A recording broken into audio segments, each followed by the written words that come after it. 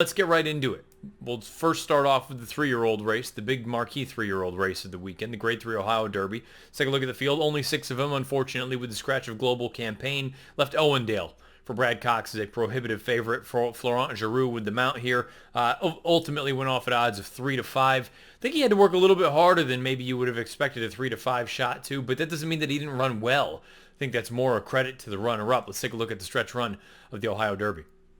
It's Math Wizard in front. Owendale gets a dream trip through on the inside. Long range Toddy outside. Math Wizard 1 furlong to go. Owendale right alongside. Owendale on the rail. Math Wizard outside. These two now in the Ohio Derby.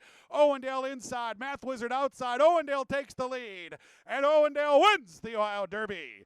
Game effort from Math Wizard. Long range Toddy was third. And Bethlehem Road finished fourth. Owendale gets the job done again at odds of 3 to 5 as your overwhelming favorite. Only by a half length though. Math Wizard runs a giant race at odds of 5 to 1, and he looked like a legitimate racehorse doing it. This is a horse that continues to improve. Maybe one you want to keep an eye on going forward. Long Range Toddy a long way back, finishing in third at odds of 2 to 1 as your second choice.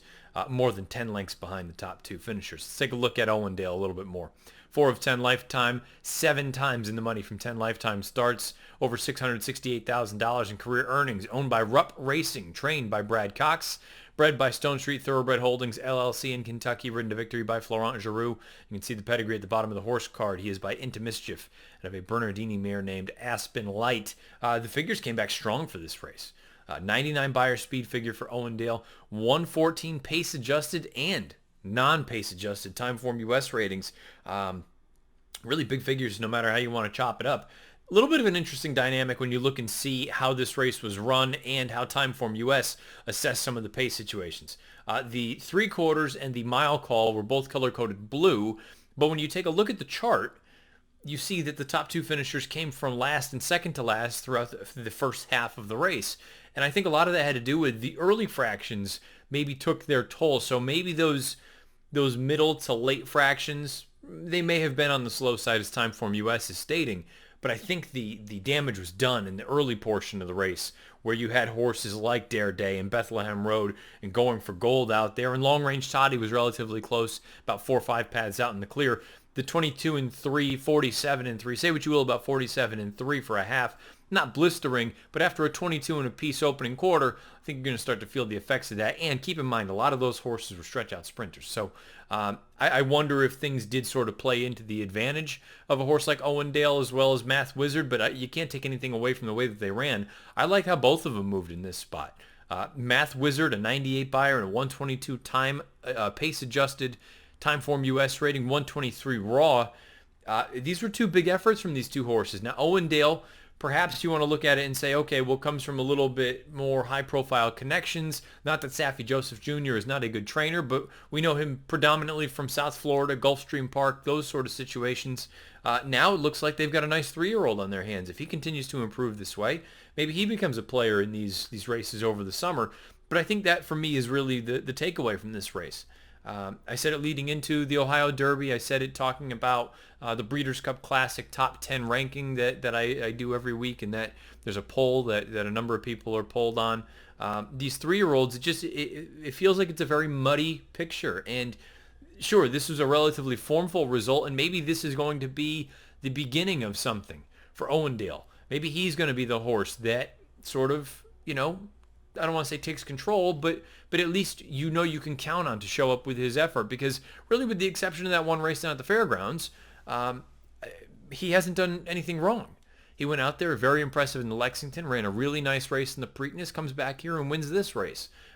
You would imagine, based on the timing, you're going to be looking at possibly a Saratoga campaign. I suppose you could try the Haskell. I'd be very interested to see how much time they want to give him.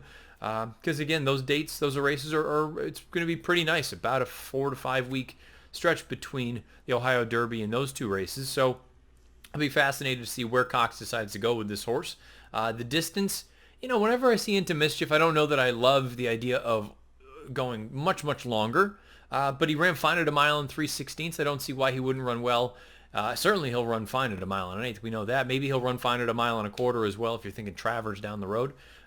Or keep in mind, too, we're at a point in time where I think it's going to be very interesting as more and more time goes by. We've already seen the effect of it, but with the Pennsylvania Derby being a grade 1, it's restricted to 3-year-olds and it's 9 furlongs.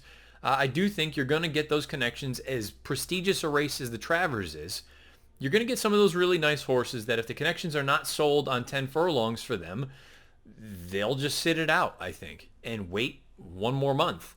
It's an instance where, is it ideal to have 2 months leading into your next race? No, but at the same time, I think if there's real distance concerns for some of these horses and these connections, they're probably better off waiting. Look, both of them are 7-figure purses, and they're both grade 1s.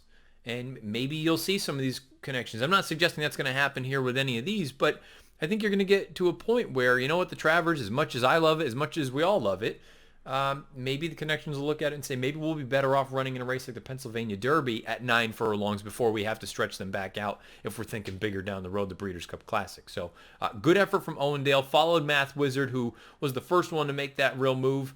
But again, I feel like they both took advantage, perhaps, of the circumstances. Owendale finishes in 12:02, Math Wizard in 12:13. Long way back to Long Range Toddy. He was wide, but I thought this was a little bit of a flat effort from him. And those last 3 horses, they were all sort of overmatched coming into it. Bethlehem Road was mildly intriguing as sort of the fresh face, but he was relatively close to that pace, and he paid the price. So a formful result for the most part at Thistledown on Saturday afternoon, and it'll be very interesting to see where we go forward with a horse like Owendale, with a horse like Math Wizard, as well as Long Range Toddy, because I don't want to totally give up on a horse like this just yet. On his best day, he can fire a big shot. So we'll see where all of these horses end up going forward. What we do know right now, Owendale, another graded stakes win. Maybe he is coming into his own for Brad Cox, and maybe he is going to be that interesting sort of, I don't want to call him a fresh face because he's already running a Triple Crown race, but maybe he'll be that newer face, that maybe a little bit more late developing kind of horse that will take over as we go through these summer races. Big numbers. Owendale, 99 buyer, 124. Timeform US rating, winning this year's Ohio Derby.